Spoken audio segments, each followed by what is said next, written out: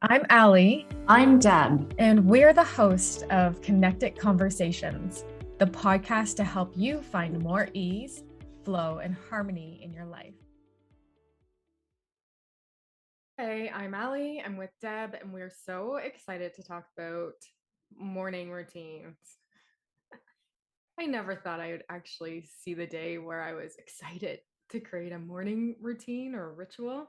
However, in the last, I would say, 4 years, it's been one of my missions to have a morning routine that fits my lifestyle and not so much be put up with the propaganda of what this person's doing, that person's doing, really experimenting with what works well with my body. So, Deb, I'm interested. What do you do in the mornings to get you jump started for the day?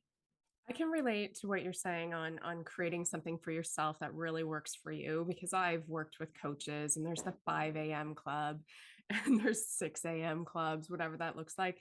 And I would love to say I get up at 6 a.m. every day, but that's not realistic for me. I used to be a huge night owl. So for me, it's just making sure I'm setting some alarms to get a good night's sleep before. And really, when I wake up in the morning, I take some time to really set the intention for the day, do a short meditation, just so I can get off to a great start. What about you? I love that you said that because I too believe that the best mornings start with a great night's rest. And we could have another conversation about like an evening routine and what sleep is really great for you. So to stick with the mornings, I think I I filter between having meditation, movement, and mindfulness, and just how those elements are really important in letting go of what exactly it should look like. Because I used to be very routine and I would get up every morning at 5:30, then I would go walk around the lake, then I would have some yoga, and it was just so okay, I have to do this, that was almost causing stress if I missed it, that it took away from being mindful, allowing myself to meditate.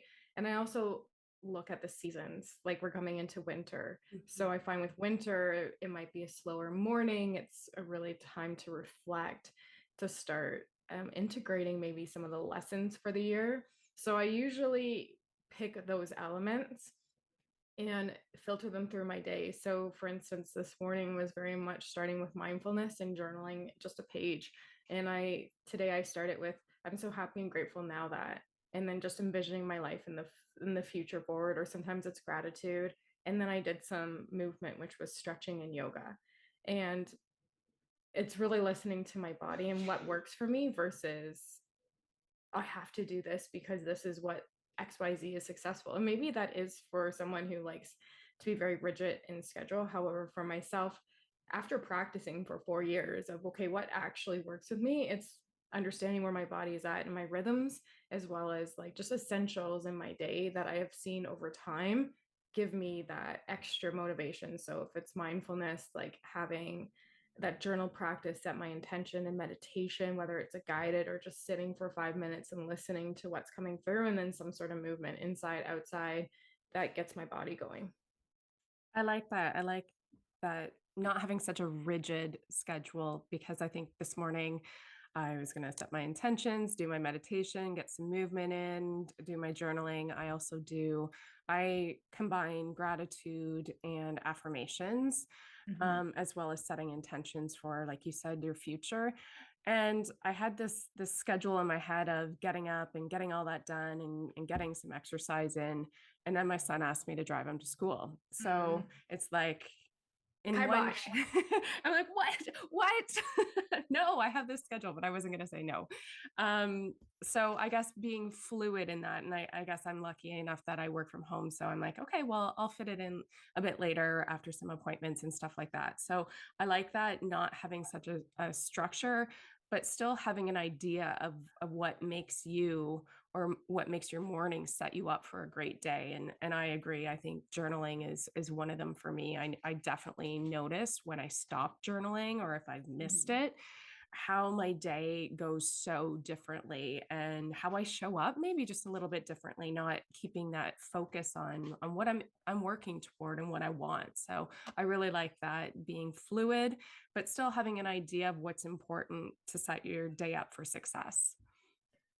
Yeah, and I think with all the trial and error I've done, it's essentially like you use it like your own science experiment. Like these are ideas, so what sounds really interesting? And I think when I first started out with like mindfulness and journaling, like it was so overwhelming. And when people would mention journaling, I would probably roll my eyes, being like, oh, journaling, like this is, I'm not a writer and I don't know what to say and everything else. However, it I love started it. with just writing one sentence of like, okay, today this is what I'm putting my focus on, or forgiveness, and just practicing different techniques. So over time, now it's like, oh my goodness, I'm sitting down and there's 5 pages of, I don't even know what. It'd be interesting if I could read my writing, what I'm actually channeling. So I love it's it. been a fun practice. And again, like I think if I go for seasons, in the summertime, I definitely know that I'm more like want the movement right away. And I'll get outside and I'll watch the sunrise. And I just feel that energy of like spring and summer and wanting to get moving. And that's again just a practice. So anyone listening, I definitely encourage yourself to first set an intention that you want to create a great morning to set your day up. And what does that look like? Because we've mentioned a few elements, and it's like a puzzle. And give yourself some grace, because again, I think there's so much stress in the world. The last thing of expectation that needs to be happening to anyone is like, if you don't do this, it's failure. And I would say that that isn't the case, though. A lot of clients that I work with, it is like, oh, I missed it one day, and then it's like failure, and then it sets it off, and it's like, God, like give yourself a break. And I don't think it has to be long. Like, I think a lot of people are like, oh my gosh, this routine is going to take me 3 hours out of my morning. Like, how do I have the time? It doesn't have to be that. Your intentions can take 5 minutes. You can do a 5 minute meditation. You can move your body for 5 minutes. I would just really recommend you find something that you love and that brings you joy. So if moving for you, if it seems like a punishment to do exercise or weights or cardio or something, find something that brings you joy, dance, or like just move your body. It doesn't have to be hard, it doesn't have to be long, but it just gives you that extra little boost in the morning. So find something that brings you joy and incorporate that into your morning routine. Here, here. I totally am just like, yeah, because setting a routine of something that you just don't like is already just a recipe for um setting maybe yourself back. And you have to experiment. If you notice that it isn't working, then do something different and do something different until like you find your own rhythms. And there's tons of resources out there. We'll stick some in the comments of just like a checklist of some morning activities for you to consider, and just energetically being like, this stuck out, and put it on for size for a few weeks, and then add something new or change it up. Like it's again, I think an art and a creative science for each person, because we're so individual. I think if you don't like it, it's not going to be sustainable. So that's why it's so important that it's going to be something that you love and that you're willing to kind of commit to. You have to make a commitment to yourself that you really want to start your morning off great, set yourself up for success. So make sure it's something that you love and that you're willing to commit to.